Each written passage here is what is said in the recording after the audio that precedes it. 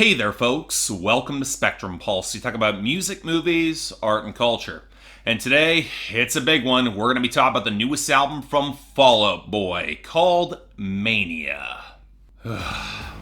Let's be honest, we all knew this was coming. Ever since Young and Menace was released and failed to notch any real success, we all had that sinking feeling of exactly what Fall Out Boy was gonna do with this album. And when it was then delayed from mid-September of last year to, well, now, you know what? Let's put all that aside. Let's just consider Fall Out Boy's progression since they reunited in 2013. Going back to it, Save Rock and Roll, it is a glorious mess, and it definitely pushes this obnoxious middle finger to an audience that abandoned the band. But you know what? The hooks, the tunes, they were there, even if they threw away many of the pop rock tones that made them so big in the mid-2000s. But hell, they were doing that as early as 2008. And despite some truly questionable creative decisions, Fall Out Boy, they had a project that mostly held together in concept and execution. It's not a bad album. Something I can't really say about American Beauty, American Psycho, and 2015. And again, that's not really a bad project either. But as I said when I reviewed it, it had the feel of a now what record. A band successfully regaining their clout in the mainstream only to find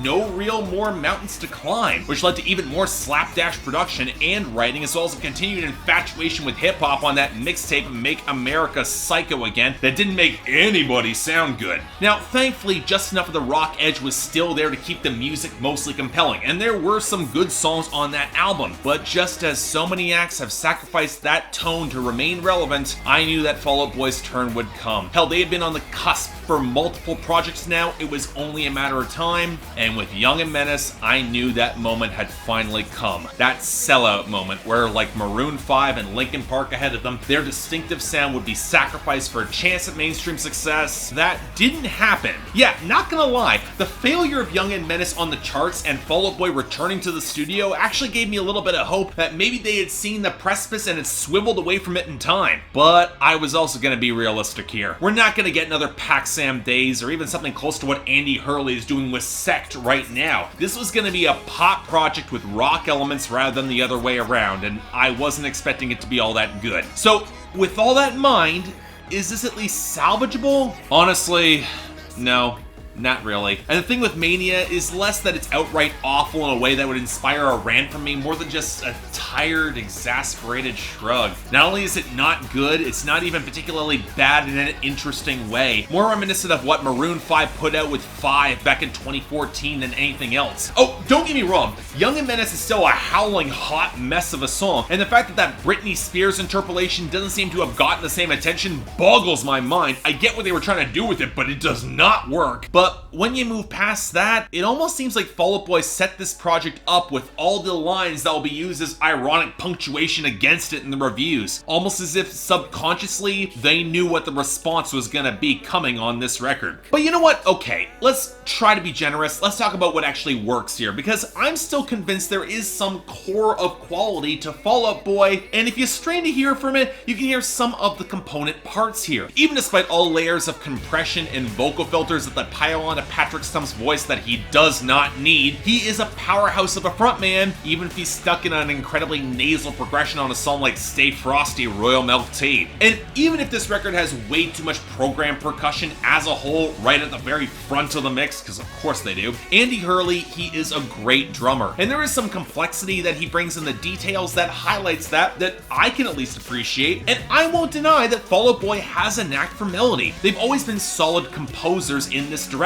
So even if the reggaeton bounce of Hold Me Tight or Don't with its mewling chorus and it gets on your nerves, and it will, you know what? It is kind of catchy. Same thing with the tighter piano work on Last of the Real Ones that actually features some real groove in the low end. It might just be my favorite song on the album. It's a good enough track. Now granted, that's also one of the few songs where Pete Wentz's bass guitar actually has anything interesting going on. And this is where we have to start talking about the production. Everyone has pilloried Young and Menace for the overmixed, shrieking abortion of a song that it is, and when you tack on that many chipmunk vocal fragments, you've lost any chance that I will ever defend that song. It is atrocious. But what's more interesting and kind of worrisome about that song is how it highlights there's a total lack of low-end groove to a lot of the songs on this project, or how Joe Troman's guitar, for as much tune as it can bring, is often flattened and compressed into these grinding, tuneless lumps. It's indicative of a production approach that has less than zero interest in what the band Fall Out Boy can provide in comparison to any sort of tacked-on element that can provide any sort of hint of real bombast and grandeur built off that foundation. Even if in comparison to their past few albums, the elements here feel increasingly slapdash in a lot of their integration. Take all the symphonic bombast that's wedged onto Church, and despite how much I am an easy lay for that sort of sound, this is not Nightwish, or Within Temptation, or Epica, where those tones are integrated into the mix properly to accentuate the riffs or bass line. For Fall Out Boy, you can tell the guitar and bass are there, but it's obviously that the producers, they were thinking they were the least important elements in the mix in comparison with the bells or choir. It's not brought together well. That's why I said very early on, this record's more of a pop album with rock elements than the other way around. And yet,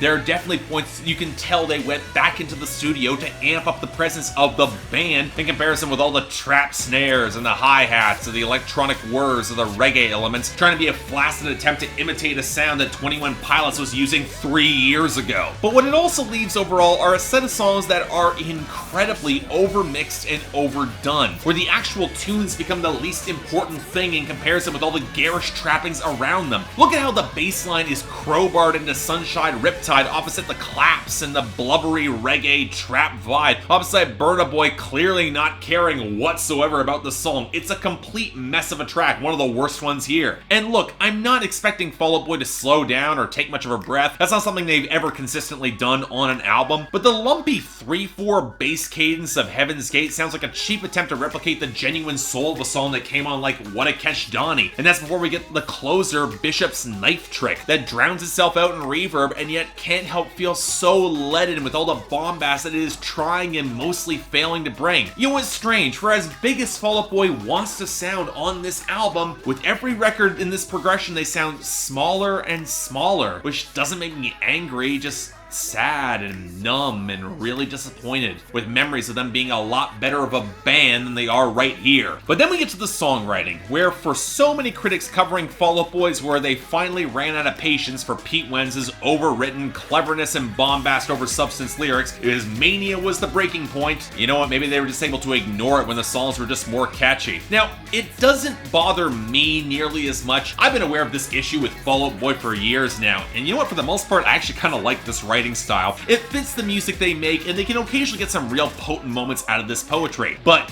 here, it feels like they were writing my punchlines for me. I said it earlier in the review. Look at Champion with If I Can Live Through This, I Can Do Anything. Or on Stay Frosty, Royal Metal Tea, we get All My Childhood Heroes Have Fallen Off or Died. But even beyond such cheap references for me, there is an air of finality to this record, that all the grandiosity has finally hit its peak, that Pete Wentz has finally run out of ideas. Go to Last of the Real Ones, a good song, one I like, but its usage of big planetary symbolism for this love story shows that once you've gone off into space, you've got nowhere else to go. And with Wilson, Expensive Mistakes, or Sunshine Riptide, a Bishop's Mic Trick, and yes, even Young and Menace, we see more evidence of that creative burnout, hitting the pinnacle success in the debauched California sunshine, and yet it's all downhill from there in one last conflicted relationship. They are just gone to the other side, and they can't see much going beyond it, and yet it's also evident in songs like Church and Heaven's Gate, full of the references to final endings and transcending beyond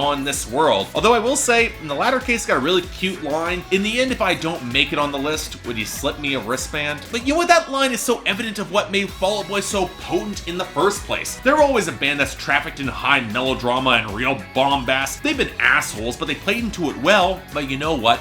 For as much as they went over the top, they could still tie it back to a very small, yet very human core. And here, not only do the lyrics feel thinner and less refined, there are fewer of those nuggets of cleverness or human pathos to bring it all back. The first time I'd ever say that a Fall Out Boy have made an underwritten record. No jokes, I was genuinely startled how little there is to deconstruct to analyze in the poetry on this record. It's probably their most straightforward. It's almost bare bones, and that's weird to say about this band. But you know what, at the end of the day, I don't know who's to blame for it. Part of me wants to say the label's at fault, but Fall Out Boy, they've got their own side imprint, and they've got some control over release timing. They're big enough that they probably didn't get that many notes from the label here. And I want to say maybe they just need to aim a little bit bigger, take a little bit more time, and make that concept album proper. It's not like they're afraid of doing it. Even if Fall Out Boy underperformed 10 years ago, Save Rock and Roll didn't, and that was a concept album. But you know what? I don't think that's it either. No, what's sad is that it genuinely feels a lot closer to more of a Maroon 5 situation. A band running critically low on creative juices, moving towards modern trends instead of setting their own. And from the writing, you get the feeling they just want to move on to other things. They're kind of